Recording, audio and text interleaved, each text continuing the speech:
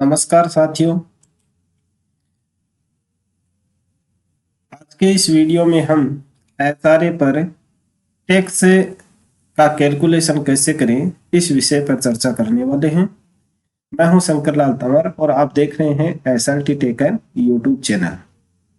ज़्यादातर साथी इस बात को लेकर कंफ्यूज रहते हैं कि हम अपना जो एचआरए है, सैलरी से मिल रहा है, उसमें किस तरह से उसकी गणना करें और कितनी राशि हम एचआरए के रूप में पेड करें जिससे हमें जो प्राप्त हो रहा है एचआरए उसके ऊपर छूट प्राप्त हो जाए।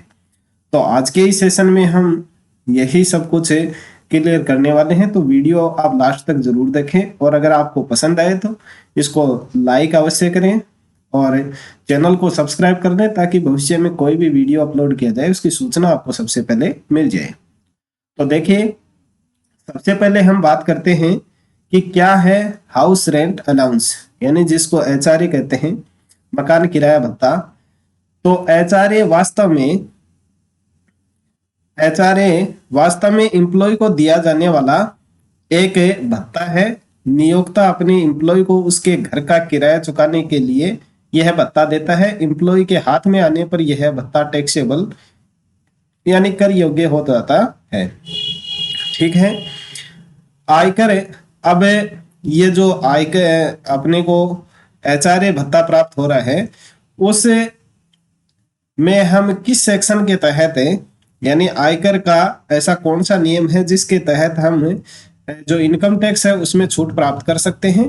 तो देखिए, आयकर कानून के सेक्शन 80, आयकर कानून के 80C, यह है आयकर कानून के सेक्शन 10(13)A के अंतर्गत कुछ सीमा के अधीन एचआरए पर टैक्स से छूट ली जा सकती है। एचआरए के रूप में हुई आमदनी पर टैक्स की बचत केवल वही नौकरी पेशा व्यक्ति कर सकता है जिसके वेतन में एचआरए शामिल हो और वह किराए के मकान में रहता हो। अगर एम्प्लॉय खुद के मकान में रह रहा है और उसके वेतन में उसको एचआरए प्राप्त नहीं हो रहा है तो वह इस सेक्शन के तहत एचआरए में छूट प्राप्त नहीं कर सकता। अब देखिए कितना मिल सकता है लाभ। इसके लिए देखिए,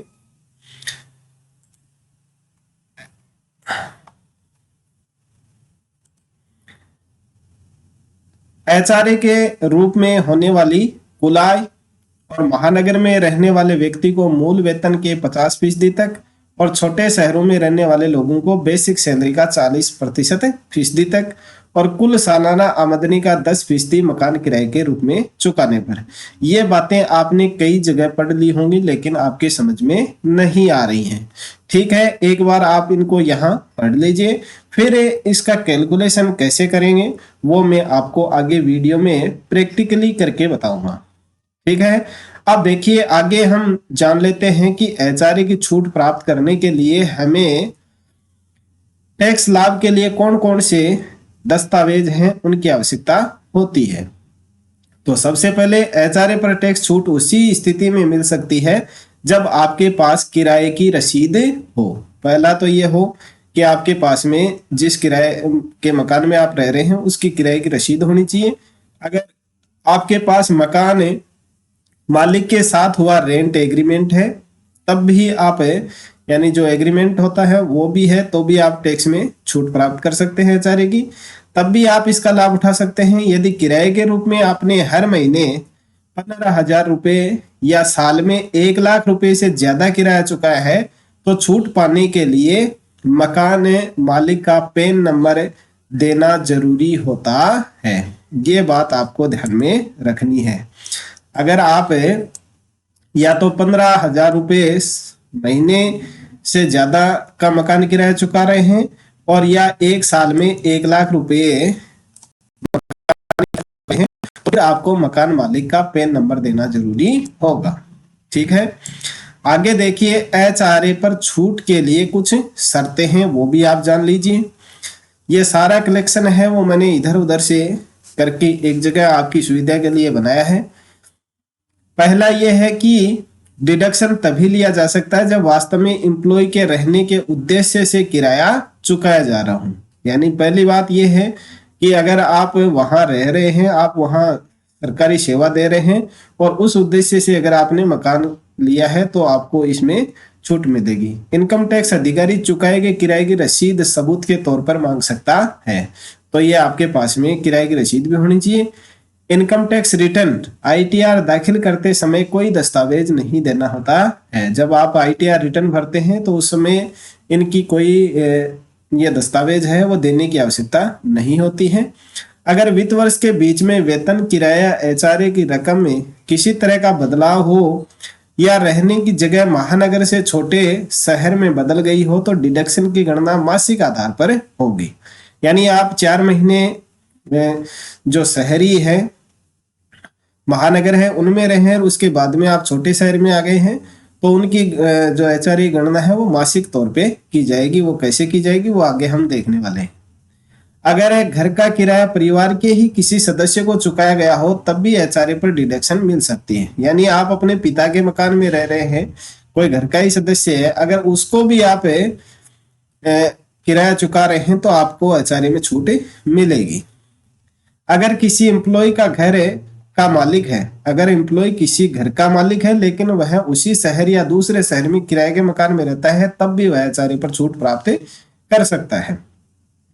हाउस रेंट अलाउंस पर टैक्स छूट, होम लोन पर चुकाए गए ब्याज पर टैक्स छूट सेक्शन 24B के तहत और हाउसिंग लोन के रिपेयरमेंट पर सेक्शन 80C के तहत छूट एक साथ ली जा सकती है।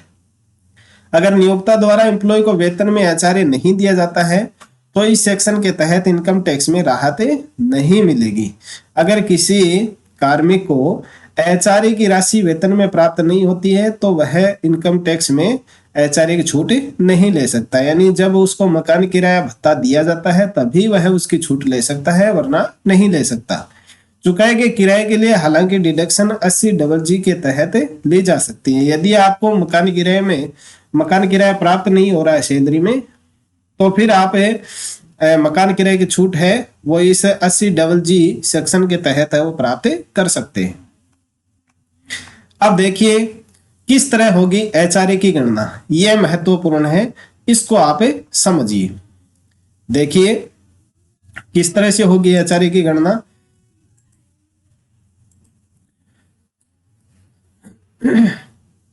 मान लीजिए किसी एम्प्लॉय का मूल वेतन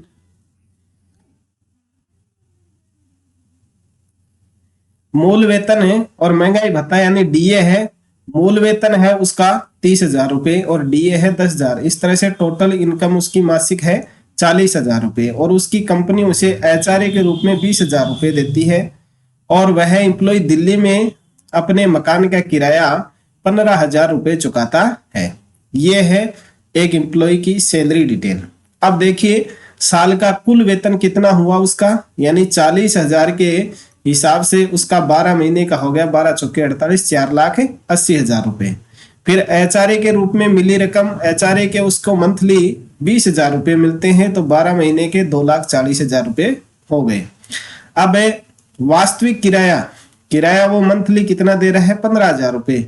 तो जब आप 15 को 12 से गुणा करेंगे तो 15 8 120 और 15 एकम 15, ये 0, ये 7 और ये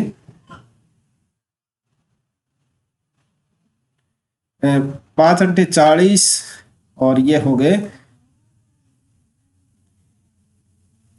15,000 यानी 1,70,000। यानी यहाँ वास्तविक किराया चलिए मान लिए इसको 1,80,000 रुपया हो गया। सॉरी यहां गलत कर दिया हमने,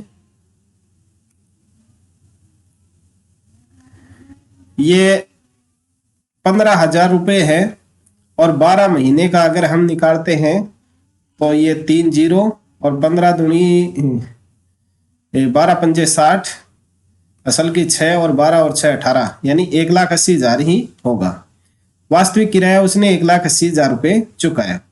तो अब देखिए सबसे कम रकम पे ऊपर है हमें छूट मिलेगी। तो वास्तव में चुकाया गया मकान किराया तो वास्तव में हमने कितना चुकाया, 1,80,000 रुपये। और सैलरी का 10% यानी सैलरी हमें कितनी प्राप्त हुई, 4,80,000। तो अब इसका 10% आप निकाल लीजिए। तो 10% निकालेंगे, 2 जीरो से 2 जीरो कट हो जाएंगे और ये हो जाएगा 48,000 रुपये। ठीक है, अब 1,80,000 है, उसमें से हम ये 48,000 को घटा देंगे तो कितना हुआ, 1,32,000 रुपये। तो ये जो राशि है इसी की हमें टैक्स में छूट मिलेगी।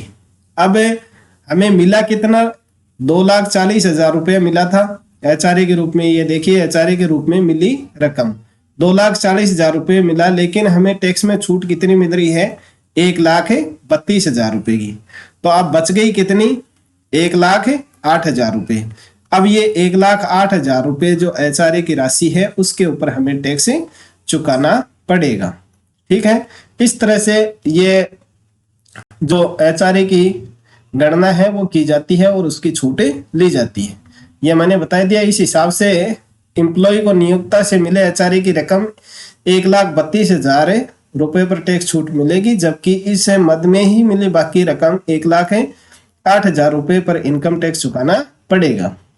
अब अगर आपको ये गुणा भागे नहीं करना आता है तो इसके लिए एक सॉफ्टवेयर भी है जो इनकम टैक्स डिपार्टमेंट के द्वारा बनाया गया है, how to calculate HRA online, click here.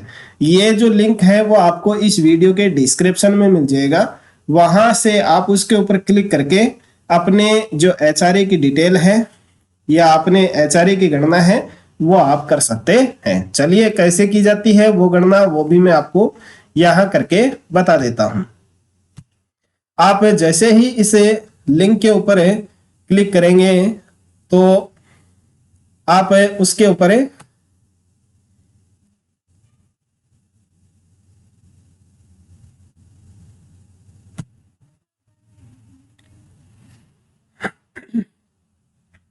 तो ये आपको इनकम टैक्स डिपार्टमेंट की जो साइट है उसके ऊपर रिडायरेक्ट कर दिया जाएगा।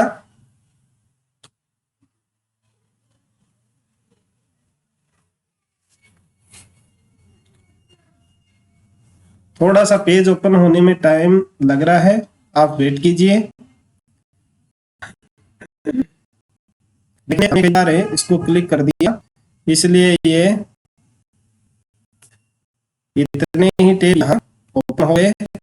आपको केवल एक ही बार उस लिंक के ऊपर क्लिक करना। तो देखिए ये इस तरह का पेज आपके सामने ओपन होगा।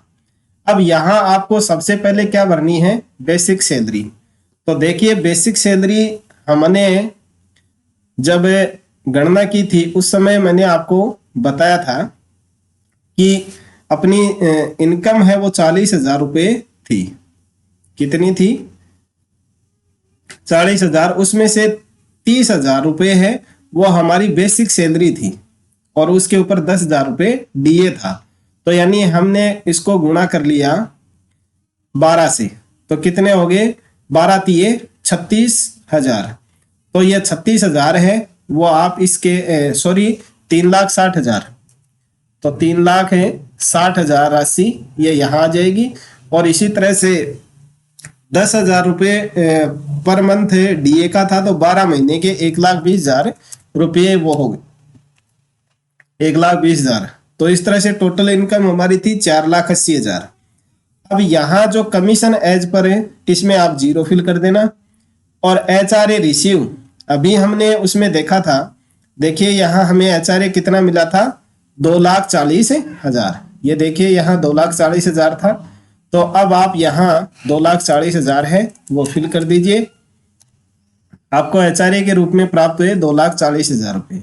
और आपने चुकाया कितना, देखिए इसमें हमने एचआरए चुकाया था वास्तविक किराया 1,80,000 रुपये।